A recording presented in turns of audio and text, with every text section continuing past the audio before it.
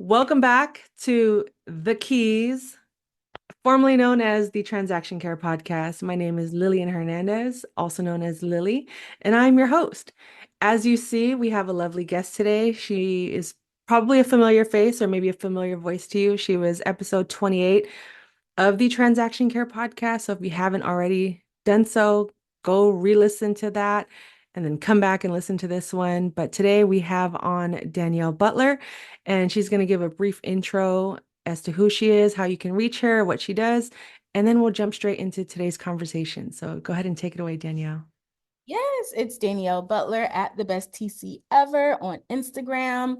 And I am a transaction coordinator and I own a transaction coordinator business. I am also a realtor. I serve the Bronx and Westchester and back in Virginia again. We'll talk about that. I have an ebook and I'm working on a course for transaction coordinators because I've been told I should. Um, Hmm. so that's coming. And then that's it. Just go follow. Awesome. So definitely give Danielle a follow. So, it's always amazing to connect with different people in the industry, like-minded people in this industry, but it's even more amazing to make deeper connections and have, what you would consider even a friend in the industry. And I consider Danielle a friend in the industry. And maybe one day we'll actually meet in person and I'll make it out to the East Coast. But she was the first person I thought of when I wanted to bring the show back in terms of rebranding, bringing interviews back. And it's always nice to have that kind of soft landing when you're getting back in the swing of things and you're feeling a little rusty and you can just open the dialogue to anything and that person will be there to just rock with you on this journey. So, and if you've been following us on Instagram, we had a live show behind the transaction, which we were doing on a weekly basis. So those are still on both of our platforms if you want to go back and watch those. There's so many gems, so many keys. Um, and another way to continue to get to know both of us as well. So definitely support Danielle in all that she's doing. So what I want to get into first is pretty much being a TC in this industry in 2024. At the time of this recording, it is September 2024. Entering Q4, but how has it been in this last year in terms of I know, the lawsuits with the commissions have really impacted the entire industry, but how is it impacting you or how is it not impacting you?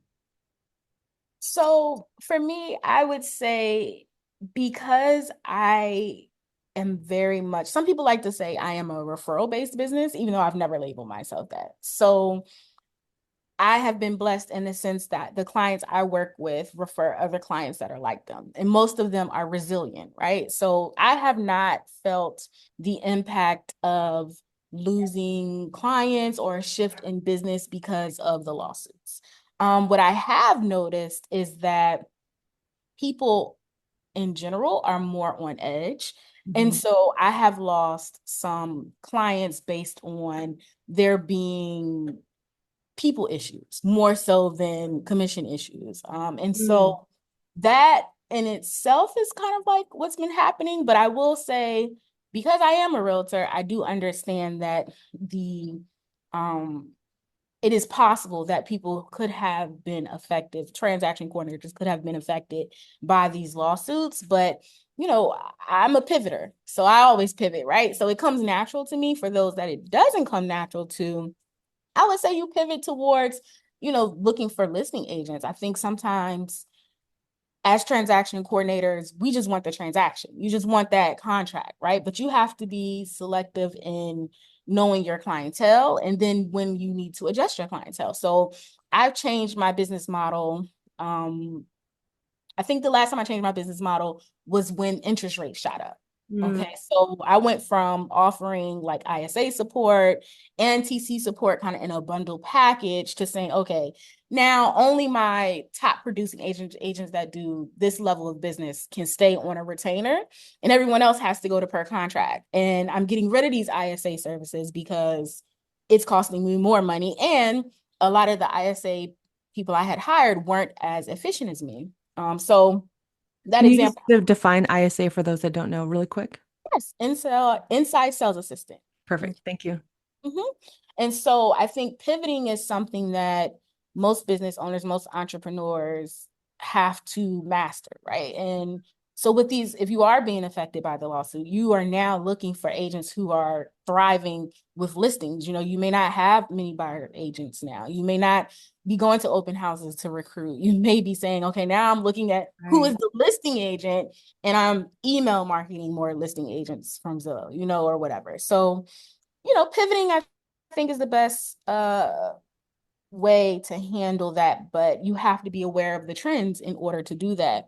And so it's not just, looking at your production, but it's looking at the demographics of the agents that are on your roster and, how they're performing. Are they buyer heavy? Are they seller heavy? Are they a good mix, or if you have a lot of clients who maybe they're not as busy, would they benefit from ISA support, right? So I think it's not always about finding new clients. It's kind of like working with the clientele that you have and remaining beneficial to them. So pivoting your business to remain beneficial. Yeah, no, I mean, that's great. Thank you for sharing all those tips because definitely on this side of things, on the West Coast and San Francisco and the Bay Area, um, and I don't, let me know if your brokerages have had to sit you guys down, have meetings, or if you all have just kind of been having to figure it out on your own. But I've noticed definitely an uptick and an influx in listings for sure. And a lot of the transactions that I have right now are listings. And even leading up to this, the lawsuits, the new laws and all the different disclosures, um, I was doing a lot of listings, as a TC. Just for those that aren't familiar with the work that I do, I am a full-time transaction coordinator outside of hosting this podcast as well. And I also coach one-on-one. But I did notice an uptick in listings and realizing like, oh, I think this is the reality of where we're at today in the market, So I have to be, like you said, you have to pivot, you have to be resilient. Otherwise, you're just going to be left behind. And the other element to that is patience. Because if you know anything about listings, they can sit on the market for up to 30 days, 60 days, 90 days, depending on what the contract says, the listing agreement says. So you may not even close a deal for a whole year or a whole quarter or season. So you have to get creative in ways that you market yourself and what are some tips you can offer the audience in terms of marketing that you've either had to pivot and change that you touched on it a little bit, but what other elements have you added or subtracted from your business in this season?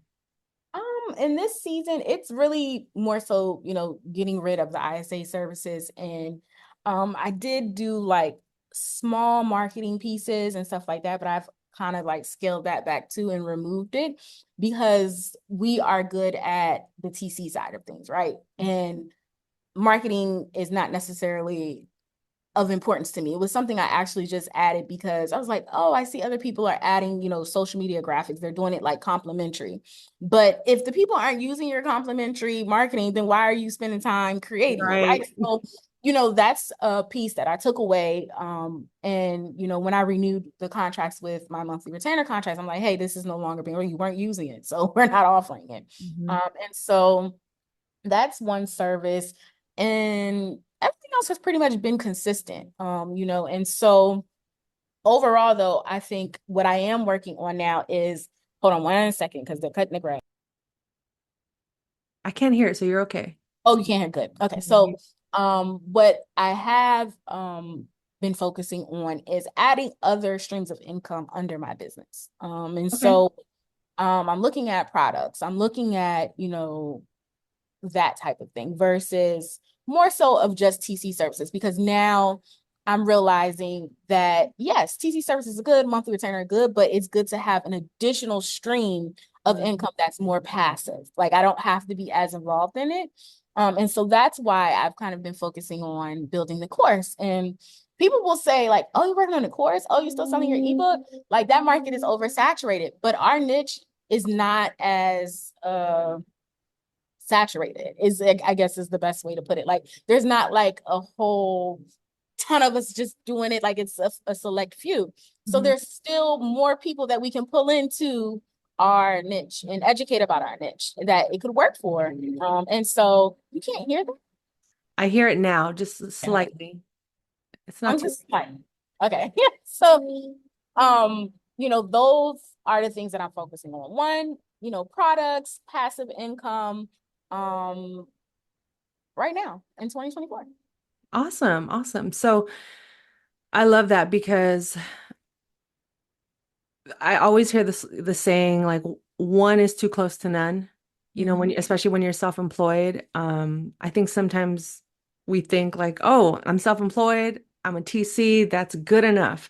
And then we realize when there's a spike in interest rates or a drop that everything can change overnight. You know what I Mhm. mean? And that's the scary part. So we do have to in a way, have to be very flexible and open to different ideas. And like you said, when it comes to courses, there are, yeah, I've only come across a handful of courses on the internet. Good ones. No, correct. Because believe it or not, unfortunately, I've had some coaching clients or even just discovery calls where people have taken courses and they come to me like, now what? Right. And I'm like, what do you mean now what? They're like, well, I took the course, now what do I do? And I was like, the course didn't tell you what to do? Right. You Exactly. know, so for anyone listening, both Danielle and I are coaches, so this isn't for us to like fight over clients. There's plenty of fish for all of us in the Yeah. sea.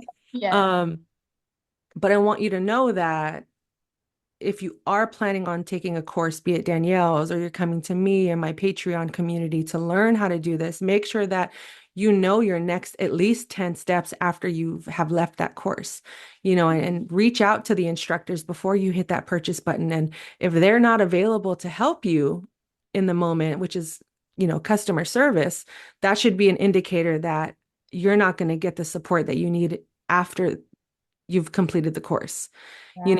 and yeah, you're definitely going to be putting the self-employed. After that, you're still going to have to do that. But if you are relying on someone to teach you or educate you in this world, because a lot of you want to be transaction coordinators, but I think Danielle and I both come from a place where it's like, well, you don't have to be a TC. Right.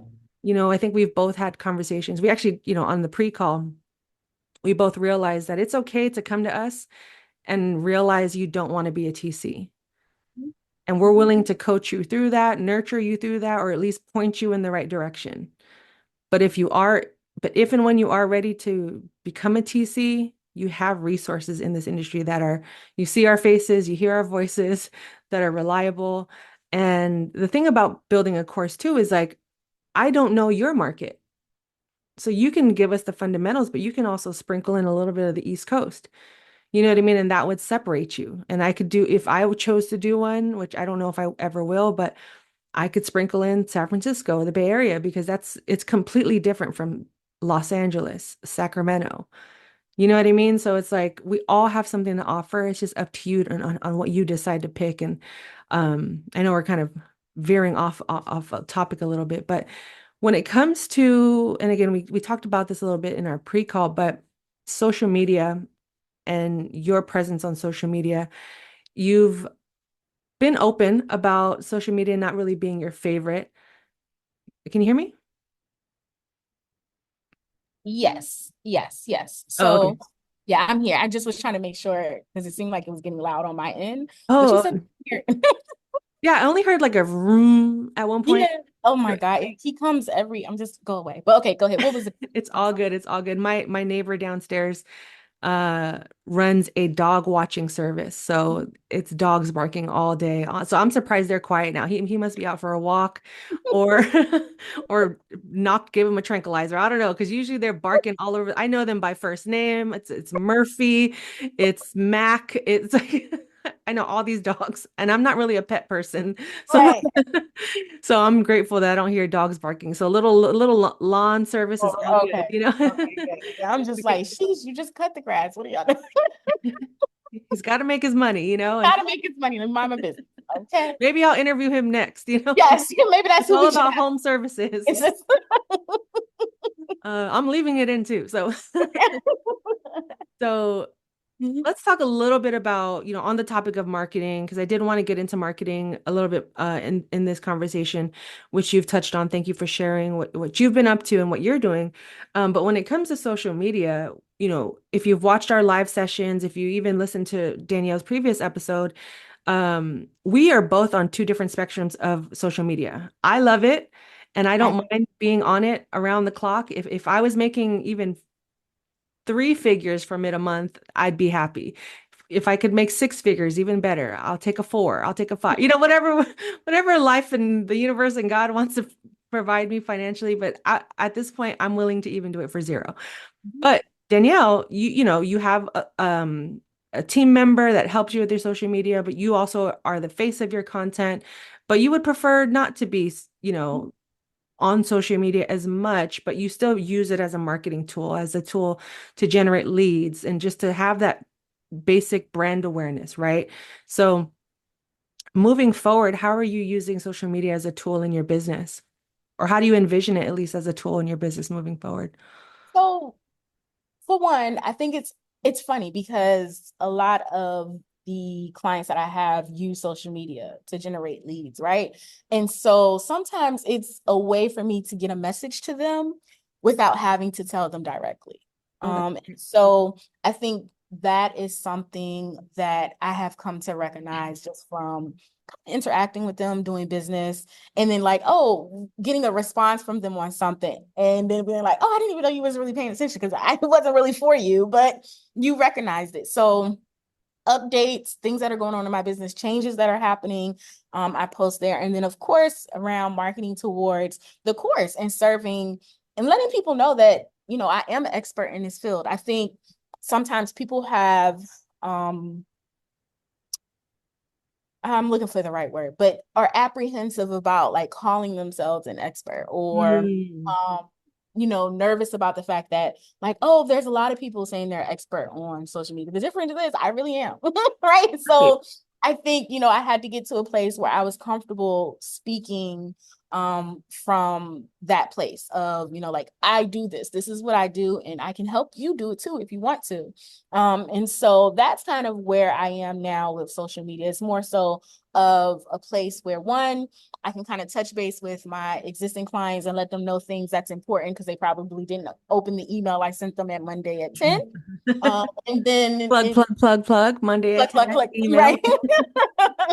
And then it's also a place where I can let people who are interested in transaction coordinating and didn't know or educate people about the field because it is a good field. It is money to be made. It is empowering. It is a good place to be. I think it's just again you have to decide if it's for you or not. And I think people think that it's easy, but it's not.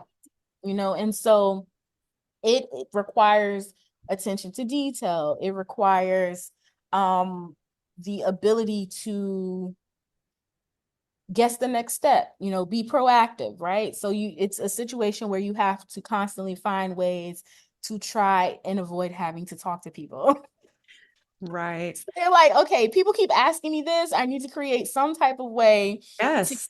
answer this question for them so they stop asking me, right? Or, oh, people need to know this. And so it is difficult in the sense that if you're really good at it, you will see that people keep coming at you, to do more and you keep pushing the envelope.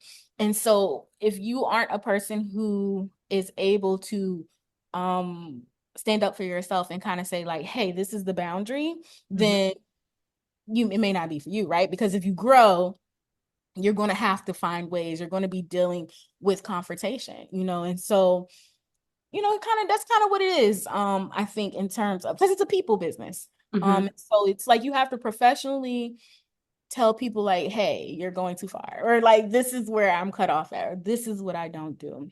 And so it's also a reason why I would prefer not to be the face of the brand is because it's Danielle, Danielle, Danielle, even when I have a team member. You know what I'm saying? That you can go to, right? So it's that's why I'm like, okay, find somebody else for it, and why I'm not like a huge advocate or like a big supporter of social media in the business. Like, hey, you can make a living without it. I'm literally just there. So there is an awareness, there is like, hey, these are my products, etc. I mean, you have to be, pretty much. So find a way that works for you in terms of showing up on social media. Even me doing this podcast with Lilly is a part of me saying, okay, I'm putting myself out there in a way that is comfortable for me. It's planned, it's strategic. There's control over, the image, there's control over the branding. So you have to be open to, finding ways to present yourself and be public and market yourself that complements the lifestyle, the business, etc. that you have. Yeah, no, I mean, you made some excellent points there. I was actually taking notes as you were talking because I didn't want to, I wanted to go into a little bit of detail about three things you brought up. And I agree. As soon as you start to realize some repetitive complaints or repetitive questions, that's how I've built a lot of my templates. Mhm. So people come to me like, well, how did you make your templates? I'm like, I messed up. Like, Right, I exactly. I missed something or they missed something or I noticed I was writing the same email several times, even if it was one sentence or two sentences. And if you use Gmail, they have a lot of like you're starting to see a lot of AI tools being integrated into the platform and a lot of predictive text. So I'm just, especially like a thank you received, it's all it's already in the system. So automation is key to a lot of our efficiency. And I always tell people, the funds are in the follow-up. I Yes. lost a lot of my clients early on because I was still in that 9 to 5 mindset of working in an office, seeing people and just telling them I got the email. So I never really built the habit of responding to emails that I got it, working on it, because a lot of people coming in here, like you said, they think it's easy. They think it's a side hustle that they can just fall into. And I've kind of upped my responses and gotten more serious. Like, if you are committed to being a TC and working in the real estate industry, get your real estate license and prove it. Mhm. I've Mhm. kind of stopped skating around the idea of like, yeah, anyone can do it. Mhm. Yes and no, but if you are serious about this being your business, get the license. Otherwise, take the courses, do the trainings, and work your way into it as like a VA, an office assistant, office admin, before you really take those leaps, and um, you also mentioned having a team, even if it is one person. For me, I just recently started using Opus Clips, which is an AI tool to clip up my long form content into like 10 different smaller pieces of content. It creates captions, it creates titles, it gives me hashtags that are relevant. It even ranks um the relevancy of the post. Like this is like it scores a 90%. This would do well on the internet. And, in terms of vanity metrics, I've definitely seen an increase in views, in comments. So it's working. If I have to spend an extra $19 a month or $200 a year, whatever it takes, I'm going to do that to alleviate some of the stress so I can focus on the main things that are bringing me income, and then now I can see in the future what I do need in terms of a team or team member or VA, whatever the case may be. And because I still want to support people in terms of working with each other, but it's also okay to embrace technology. And even though you said you don't want to be the face of the brand, you're still posting, you're still Right. doing things, and you don't necessarily have to be creating brand new content every single time. Like recycle your posts in order Yeah. to market, because not everyone's going to get the message the first time. I've posted the same 20 pieces of content across all my different platforms just at different times. And I plan on reusing them again, probably next quarter. And I just use a scheduler. You just have to find ways to make your life easier. But marketing is key. Being efficient is key, templates. And I'm sure you guys will learn that all in Danielle's course as it becomes a thing. Um, but that's also why I changed the name of the podcast. If you guys have noticed, I called it The Keys in the beginning, because again, you want to make sure you're standing out in a crowd, but also it doesn't always have to be you as the brand. And I wanted to start separating myself as well from the brand. It's like, I just want you guys to have the content, the message. I don't necessarily want you guys to have me per se. Like my personality will stand out on its own, but at the same time, it's like, take that away. Are you still getting the message? Right. Are you Right. still understanding? A lot of you are saying, I just want to be able to work from home. Yes. Oh, You're sorry. you're not saying that's No, why I didn't know. I think that's that why I paused. A lot of you are coming to us and saying, I want to be a TC. It's like, let's go deeper. yes, Let's get because to the root of it all, like yes, get to because the root. yes, that is a whole It's a whole separate conversation. yeah, it's a whole nother episode. We're not going to get into that because like I said, me and Danielle can talk. We can talk and talk and talk. Our Forever, pre our right? pre our pre-show was a podcast in itself. Right. So so to kind of wrap up the marketing aspect of this conversation, because this is a conversation. This isn't this, I didn't want this to be or feel too much like an interview. I did want us to come on here and just flow. But we touched on being a TC in 2024. We touched on marketing. Do you have any last tips you want to add in terms of marketing or even Yeah, social media? Go ahead. I think something that I've been kind of like trying to figure out for myself is like what is unique about me, right? And once you figure out what's unique about you, that's what you want to focus on, Yes. like marketing. Like that's what you want your highlight to be. So, you know, and this is going to be a weird example, but like I was telling you in the pre-call, there's a young lady on TikTok, like she has no teeth, but she's having twerk off challenge and the people are sending her coins and she's living her best life, right? She's making money off of it. So you have to find what's unique about you. And as long as you're not hurting or harming or inciting race riots or anything like that, dig into it, lean into it, and use that to help you stand out in the crowd. I couldn't have said it any better. So whether you have teeth or not, just Yes. know who you are. Know who Yes. you are. Like truly, honestly, like all jokes aside, it really comes down to what skills do you have? What type of personality are you? What are you interested in? And then build a career, a business, a job around that. You may be working. I have a lot of people that are coming to me from the nursing field or the medical industry. And they're like, I'm ready to change my career. I'm like, well, please do not quit your job today. Okay. Please. Because the number one thing I'm so glad I did was take care of my finances and made sure that I had health insurance after. Mhm. So before we do that. So ultimately, when it comes down to it, it's like you really have to go inward before you could really make some drastic choices when it comes to your career. But at the same time, maybe you don't have to overthink it. Right. She knew her skill set. She knew that having no teeth was going to be a huge marketing point, a huge selling point, and she's using it. Some people that's an insecurity. To her, it's her prize. Right. You And know what she's I mean? connecting with other people, like letting other people know, like, hey, I don't have to hide because I don't have Yeah, right. like I can still be out here living my best life, having a good time and Exactly. making coins. There's a community for everyone. And that's the key word. You took the words right out of my mouth. It all comes down to community. Brand awareness, brand building, marketing. To me, just means how are you building a community?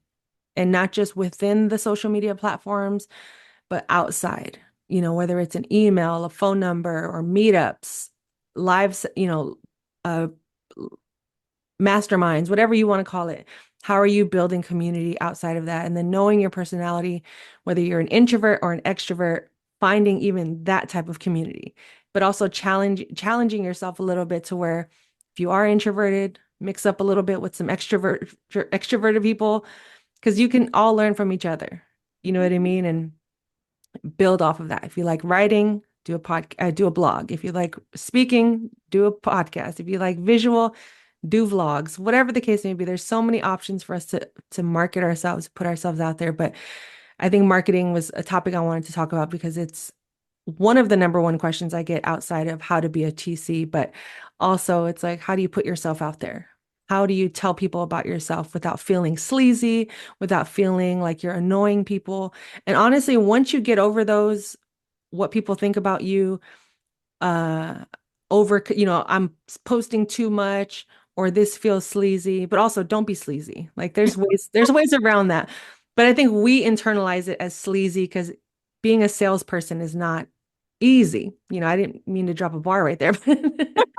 But it's true because it's uncomfortable. In the beginning, it's uncomfortable to tell people to buy stuff from you, and I feel like once we kind of get over those humps, marketing is a key to all of our success. And but how you choose to do it is important. But I just wanted to come on here and, give you guys the keys from both of our perspectives on how we're doing it.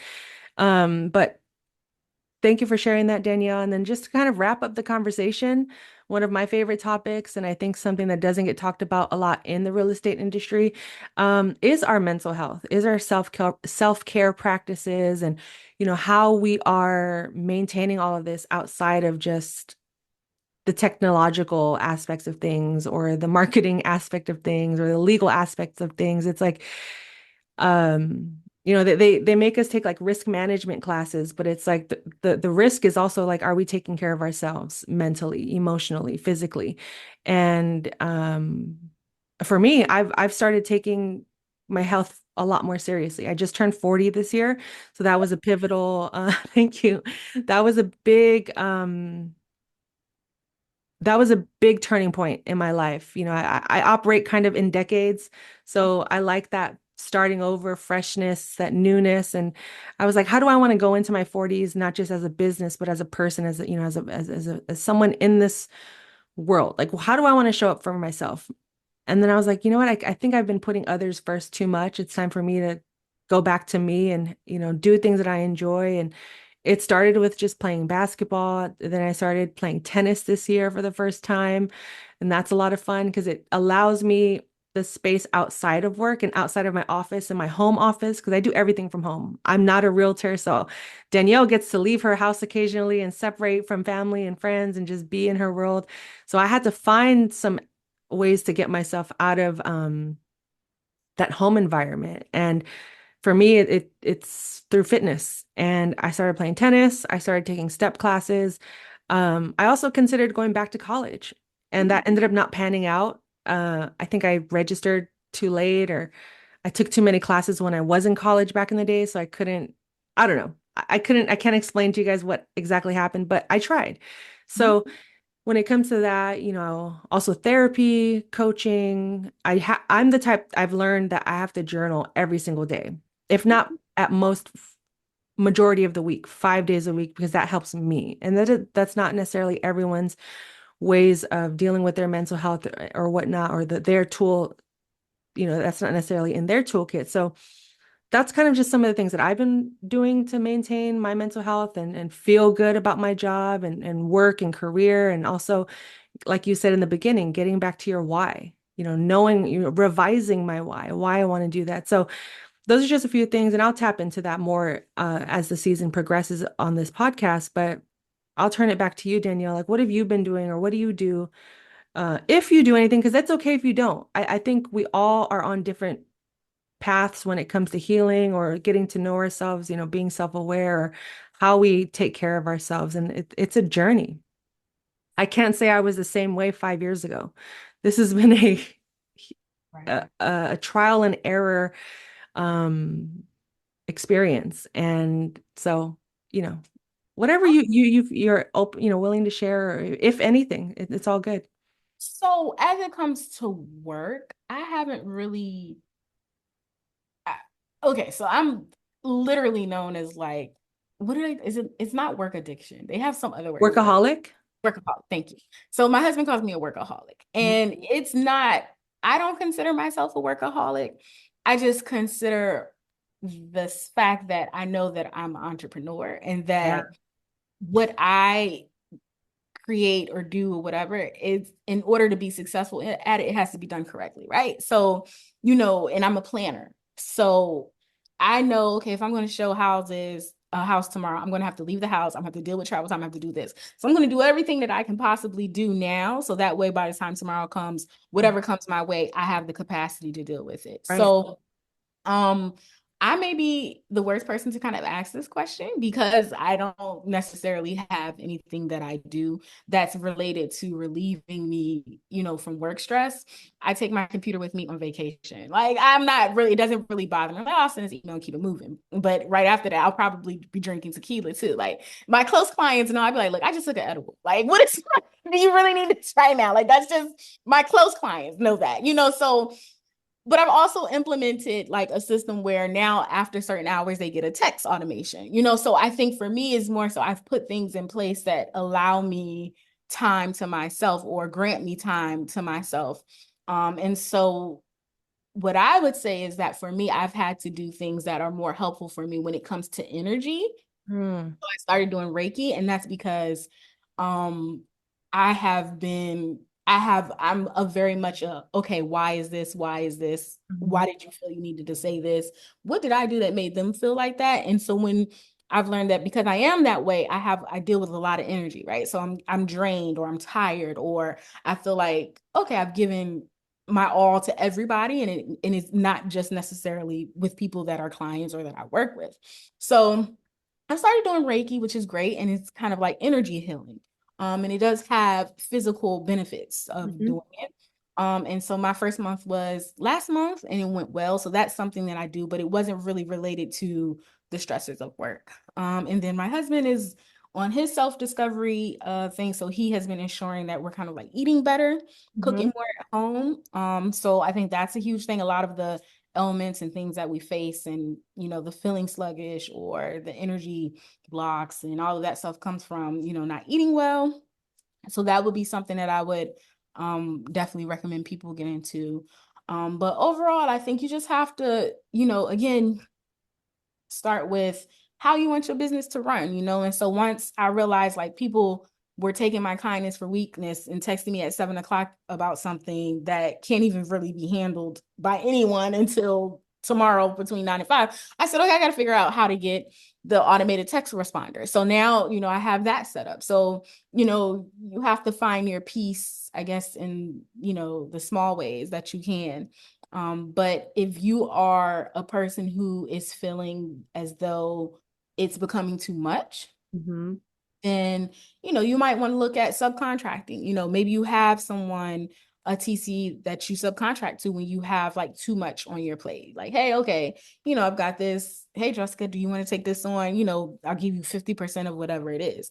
And people may say, oh my God, give your money away. Yes, because mhm. you can't do it if you're burnt out.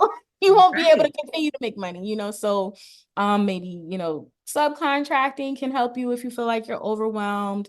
You can go on vacation. Take a vacation, even if it's just you sitting at home. I think sometimes Mhm. people think vacation, you have to be on some kind of beach. No, you could be right in Right. your house, right? Like you could put on your vacation responder and be sitting at home in the same 100%. office that is supposed to be your home office. So I think people just have to get around to understanding that you do have to take time for yourself if it's needed. And whether you get a little bit of piece of time every day, then do it. Meditation is also good. 15 minutes. I am a huge advocate of napping. I love a good nap. I will take a nap. Right. I love a good nap. So, if I get to a point where it's just been one of those days, I'm like, okay, I got to go lay down. Another thing is I am a pet person. So I do like play with my cat sometimes just to kind of like do something that's not, I don't want to deal with the kids. So I'll play with my cat and she plays with me. Sometimes she'll get mad and be like, girl, you ain't play with me today. Meow, meow, meow. So you have to find things that help give you peace, and so Exactly. I would say I don't really necessarily have a routine, but I do have go-to things that I do when, I'm feeling stressed or if I had a long day or I know I need to decompress. Walking is also really good. Yes. I'm a huge I love to take a walk. I'll go take a walk, walk to the store or just walk with my husband, and talk to him about the people that get on my nerves. And if you don't have a husband, you can talk to yourself. You can do that as long as you're not answering yourself, you should be fine. Um Or so start a podcast and tell people, oh yeah, we're just yeah, interviewing. It's like, no, yeah, this is my mental health practice. no, This exactly, is exactly. self-care. This is self-care, like because we need a space to kind of, get it all out. And that's something that's funny too, because sometimes, you know, your clients, you'll be like, yo, why are they just like being this way? And it make sure that you take time to call them every once in a while, even if it's, something where you could have sent an email, just kind of like use that as a shoe-in, because sometimes they want to feel like they have someone that they can share with. And if you allow them a little 15-minute vent session, it goes a long way. It builds rapport, etc. And it also helps you feel like, oh, okay, I'm not alone in this. Like, I'm not the only person feeling the pressure. And it kind of makes it easier for you to, deal with the high volume. Mhm. So those are my tips. Thank you. And you were not the worst person to ask because you just gave some I major keys because everyone's journey of protecting their energy, protecting their health, their mind, body, soul, physically, emotionally, mentally, all that is different. You know what I mean? And it's again, we're all operating in at different paces, in different elements, no kids, kids, family, realtor, TC, unemployed, employed. So it's like, as long as we are building that toolkit that we could reference, like you said, because sometimes walking works for me, sometimes it doesn't. Sometimes journaling works for me, sometimes it doesn't, and I'm realizing more and more that I do need to be more social. And I don't get annoyed when I am social, as long as, I mean, of course, as long as I'm around the right people, but I still need that. So I've been initiating more outings with friends or, with family and things like that, instead of just being in the house so much, because it is comfortable. And that is a part of my self-care is being alone. But I realize like, everything in moderation, but also, burnout is incremental. Burnout isn't something that, oh, I had a bad day, I'm burnt out. It's a culmination of multiple bad days that we've never dealt with or we didn't face, or much like to what you said about how we built our templates, right? It was because we realized like, oh, I made a mistake here, let me fix it. So it's kind of like catching those slip ups, whether they're minor or major in the moment, or at least within a decent time frame. And is it okay? We're going for walks every day at 12. That's Right. it. No ifs, ands, or buts until we feel better. We are gonna go on that staycation, that vacation. As much as I do love a beach, I can't afford to go to a beach. Even if I did have, uh, you know, disposable income, discretionary income that would afford me the beach lifestyle every day.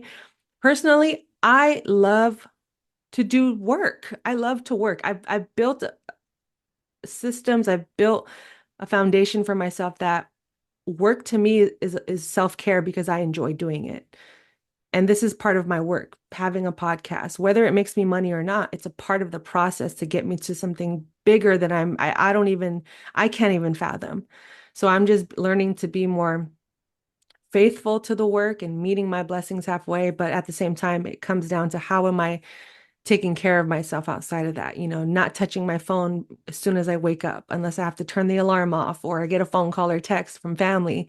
There's like that knowing who's on that list or that priority list that before 9 a.m. or 10, whatever your hour is, I'm not touching the phone. I'm not going on social media. I have to have that boundary. I will journal before I leave my bedroom, after I use the bathroom and all that stuff. But before I touch an email, this is what I got to do. Yeah. Everyone's way of caring for themselves is different. And I do but want to say one thing, because go you ahead. said, Yeah, yeah. so you mentioned like, okay, even if you're not making, you said, if I'm not making money from the podcast.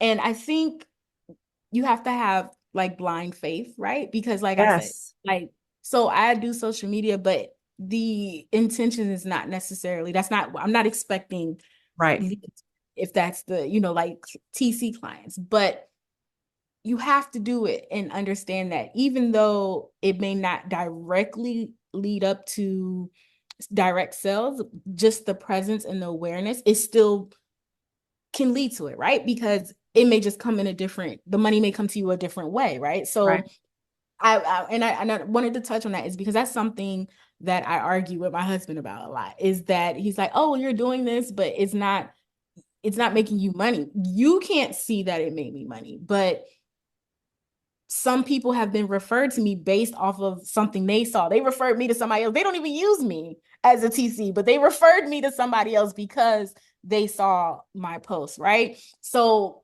it may not come into a direct dollar amount, but it creates opportunity. And so I think that's something that we have to kind of like remind ourselves too when we're doing things. So that way we don't feel as though it's depleted. Now, this is not to say like spend all your time doing Right. something that generate money, but it's to say like still put an effort towards it and still do it because you don't know if it's having sometimes if it's having an impact. And this is why it's also important to ask people like, how did you find out about me or how did you hear Yeah. about me? So that way you can kind of figure out what's working and what is happening because people are watching even if you don't think they're watching. And I that's all.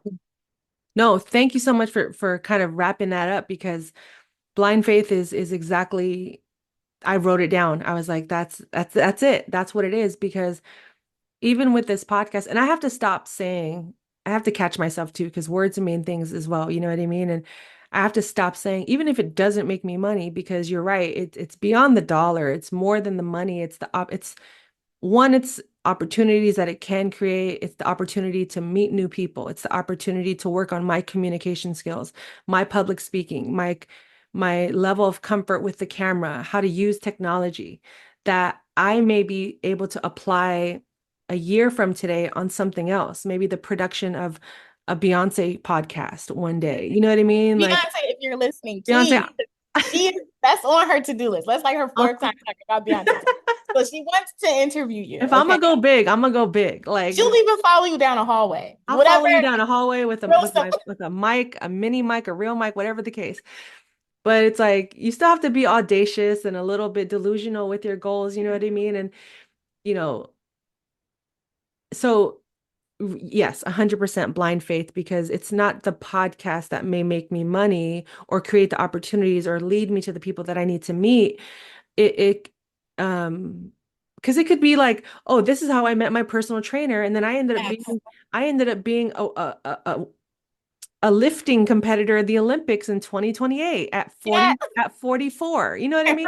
Like Something wild and bananas. Something crazy. wild and bananas. And then that gave me the opportunity to be on Dancing with the Stars. And because I took those step classes, I was more coordinated. And now I'm playing tennis with Serena Williams. Like I know that was a really wild, who knows? It may not be wild, but I think that's what we're getting at is like the thing is going to manifest and unfold into multiple things later. But you just have to be diligent and faithful to the work. Yes. And Yes. really like my motto all year, my word of the year has been trust. And it's been, you know, whether you're faith-based, spiritual, religious, whatever the case, I believe in God. That's it. I don't claim a religion or anything, but it's like trust God, trust myself, trust the process. And more recently, I added trust the abundance. I love that. And ever since you know, when I get into a funk, I'm like, talk to me, God. And I just repeat that over and over. And I'm like, okay, what do I have to do? And I think Here that's it. we are on the keys. And here we are on the keys. And that's what brought us here on the keys. You know what I mean? Like I didn't know Danielle, what, a year ago, Right. almost a year and a half ago. And we've created so much content. We've had so many amazing conversations. She has coached me off of the quote unquote business ledge multiple times, whether she realizes it or not. So I felt like she was the perfect person to have on the first-ish new show, The Keys. Thank you. Um, Thank you. Thank you. and stay tuned. You know, more to come from Danielle. Follow her. I'll let her you know, before I close out the show, I'll let her again share all of her socials, her websites, and things she has coming up. And go check out our more in-depth interview about getting to know her on it's episode number 28 of the Transaction Care podcast. The old name, but you know, I'm still going to market it a little bit because that's still the brand, Transaction Care. Go check that out. And yeah, go ahead. Whatever you want to promote, Danielle, the floor is yours, and then we'll close out the show. I'm Danielle Butler, the best TC ever on Instagram, thebesttcever.com. Check out the digital products and stay tuned for the course because it's going to be epic. I'm excited about it. And at the end of the day, just be you. That's all.